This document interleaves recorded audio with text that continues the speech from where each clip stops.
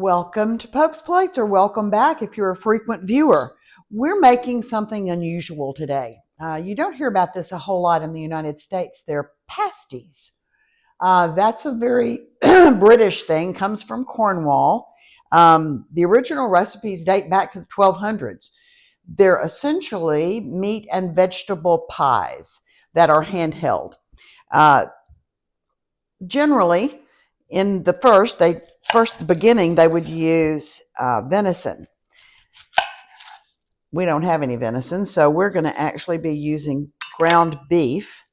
The original recipe, too, called for beef, onion, potato, and swede, Swede, which is actually a turnip. I've never seen one. I've seen turnips, but never seen swede. We don't have that, so we're adding carrots. That's one of the fun things about this recipe.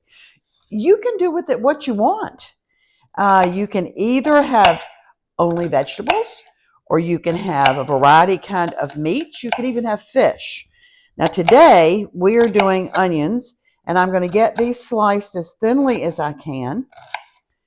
They will cook as we're browning the ground beef. But these don't cook in the oven for a really long time. They go into pockets of pastry dough, which we are also not making. We're using store-bought pastry dough. As it turns out, we did not use store-bought pastry dough. You'll see what we end up doing, but we tried the store-bought. It was a disaster. So you want these small enough that they will cook pretty evenly in the ground beef as it is browning. Let me finish these up. We also have pre-shredded carrots. You know, this is sort of the lazy cook's way to do it, but that's okay. We've got plenty of things on our agenda to do today without having to spend time grating carrots. So we're going to just use the prepackaged ones. Okay, I'm going to open my package of carrots here.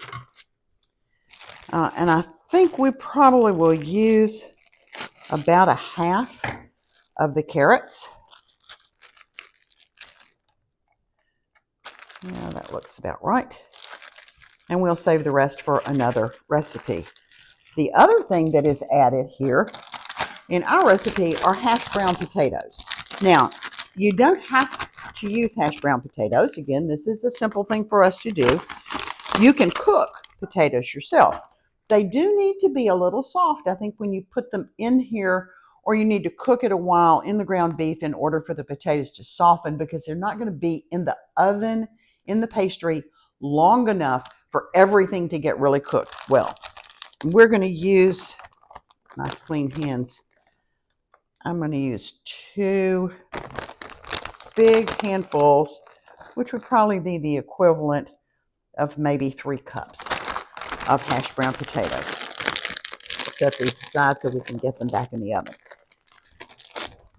Now we're going to get our ground beef ready to go. This is a pound of ground beef.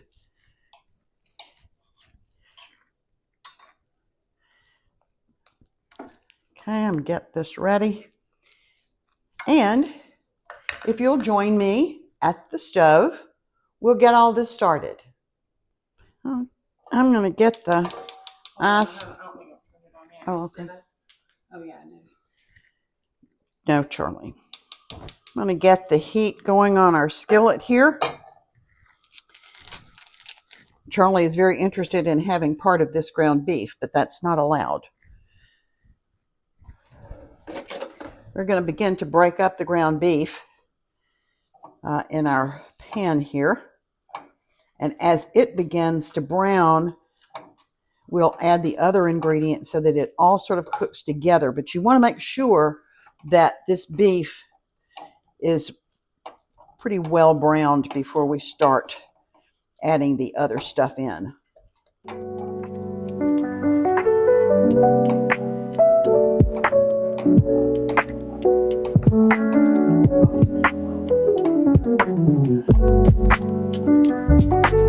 Bless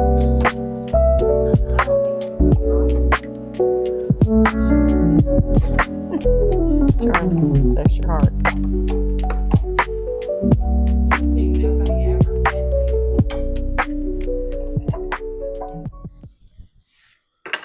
I'm also going to add just a little salt and pepper to this. One of the recipes that we had calls for adding a little bit of beef broth. I'm not sure how well that would work. I think that might be a little bit too liquidy to put in a pastry, but we'll see what this looks like as we're going forward. We also can add a little bit of Worcestershire sauce if you want to kind of spike up the flavor a little bit. As I said, you can do a lot of stuff with this recipe. It depends on what you like. Any number of vegetables added to it: mushrooms, peas, carrots, turnips if you like turnips. All right, I'm going to turn that heat up just a little bit so that we can really get this going. Okay, this meat was 80-20, which means it was 20% fat. It has a little bit of extra fat. I don't want the potatoes to soak up too much of that. So I've got a paper towel here, and I'm just kind of draining the fat a little bit as this cooks. Now you want to be really careful. You don't want to get your fingers in that hot grease. That would not be a smart thing to do. All right, I think I'm going to put that over there.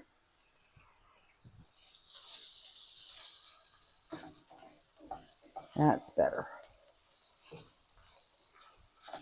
All right, I'm going to go ahead and add our potatoes and carrots and onions to this. The meat is not completely browned yet, and that's okay. It's going to continue to cook as we put all of this in here, and the flavors are going to blend on this just beautifully, and then we'll be able to put them in the pastry. Ooh, that's going to be a lot.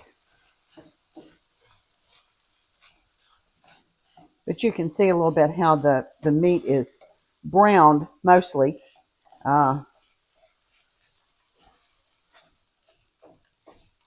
This is making a lot of filling. All of this filling may not fit in the pastry that we have available for us. Now I'm going to let this cook for a good bit longer because I want the onions to be really well done. But if it doesn't fit in the pastry, there's no reason why you can't put cheese on top of this and have it as a casserole. If you've got vegetable, starch, meat, salt and pepper, you could add, one of the things we were going to add to this too, it's not all for in the original recipe, but we like garlic. So I have some garlic, and I think I'm just going to add a little bit. Now that's not going to work. And get a spoon.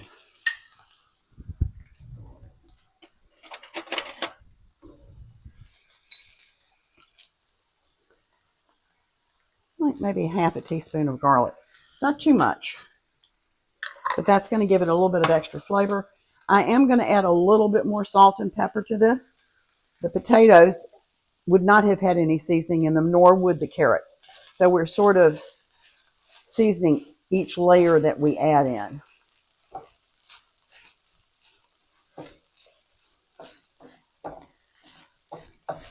Now it's interesting too to look at this. I don't know how well it would hold together trying to make a ball.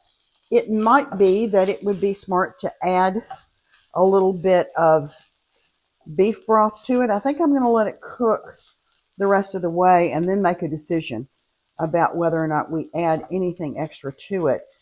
I don't want it to be watery.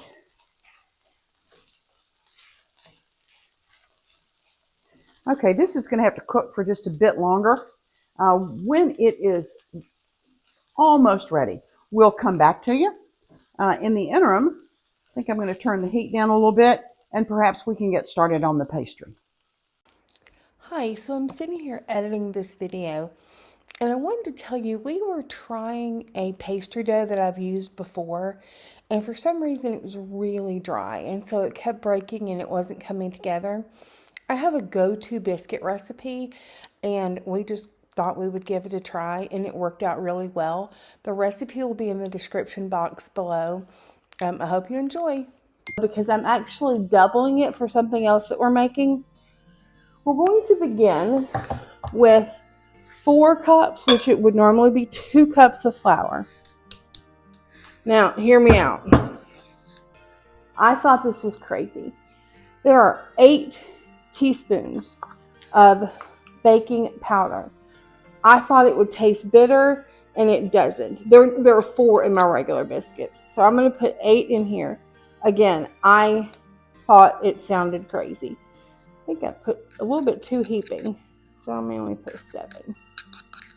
Also, baking is not my forte because I tend to be like, oh, that'll be enough. It'll be fine. Sometimes it isn't. All right. So then I'm going to add 1 teaspoon of baking powder. This is what really makes it bitter. And if you get them mixed up, which I've done before, it does not taste great. Now, I use one of these. I don't know what it's called. I think it's called a pastry cutter. To cut in my butter. If you don't have one of those, you can use 2 knives and just cut it, but it will take a long time. You can also use an electric mixer. However, the butter needs to stay really cold, and it doesn't always stay really cold when you use the electric mixer. So I'm going to begin, and you want to cut it a little bit before you put it in, just because it makes it easier for you to cut. Oh, this is why I wear an apron, because I get powder everywhere.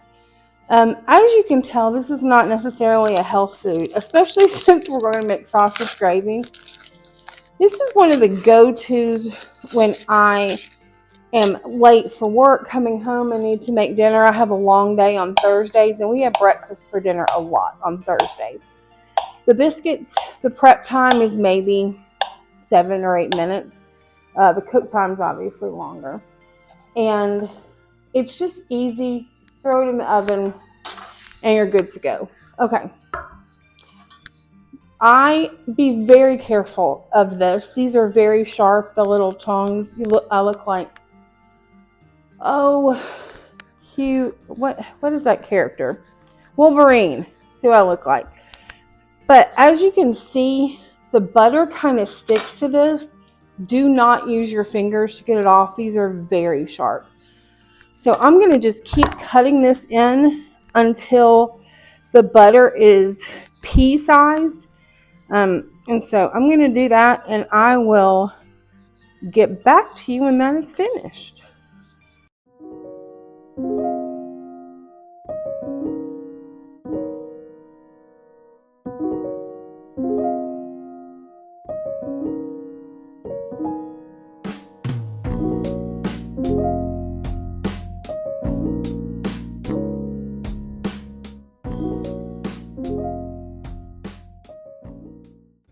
A few moments later. Okay, we're going to add, because we doubled this, about a teaspoon of salt. I like to add honey rather than sugar to mine. There's a pinch of sugar, and it just makes it taste a little, I don't know, it's a little sweeter. So I'm going to add a tiny bit of that in. I'm going to say that's about a tablespoon. And the final thing we add is 1.5 cups, because we doubled it, or 3/4 of a cup of heavy whipping cream or milk or buttermilk. I have a mixture of heavy whipping cream and milk. Now, I have found, depending on the weather, you may need a little more milk. So I added a little bit less than I needed to and it made a giant mess. And I'm going to start mixing it.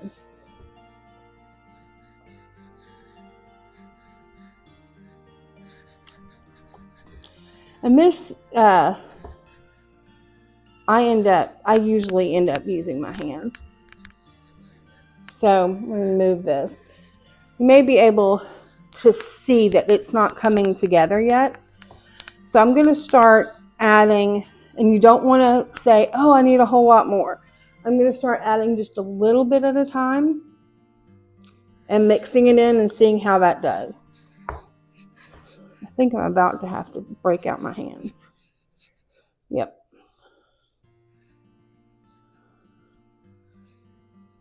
All right.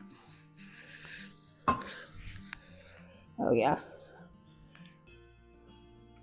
Charlie's very interested.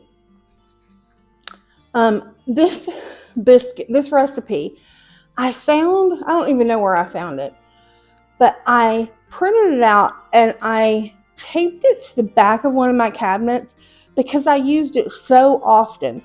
And I basically have it memorized, but because we're doubling it, I didn't want to chance putting the wrong amount in.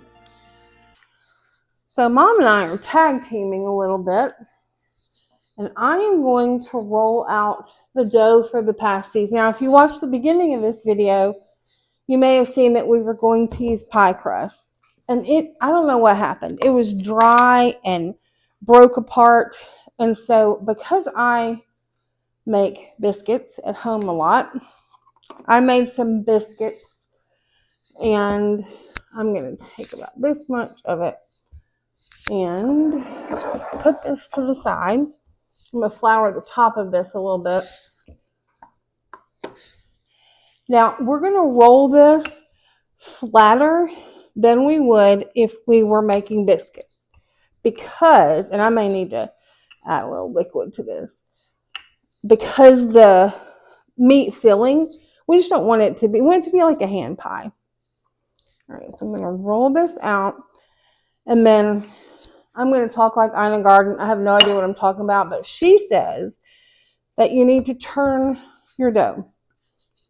So what Ina says we do. All right, so this is pretty thin.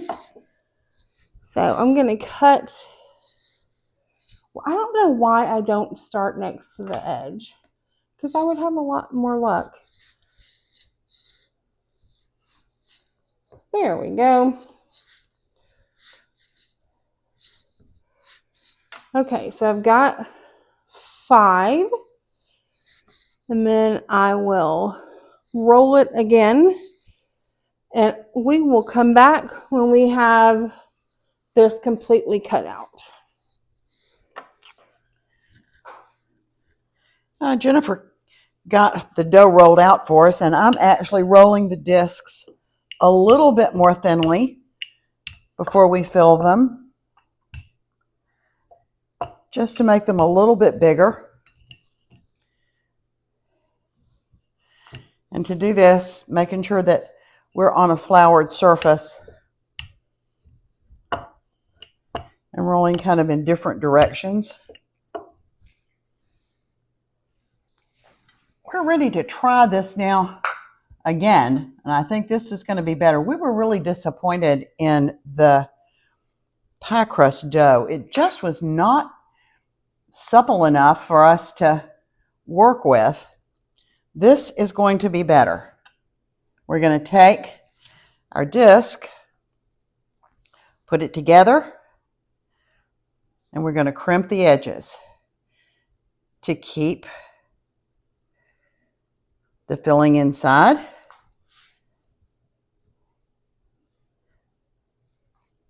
Then we're going to punch a couple of holes in the top to let the steam out. You know what? I'm going to use a spatula to slide this thing up off and put it on our sheet here. I'll do another one.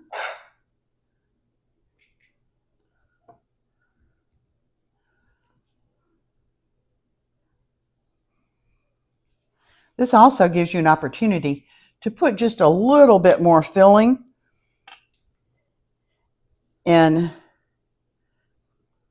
the pasty.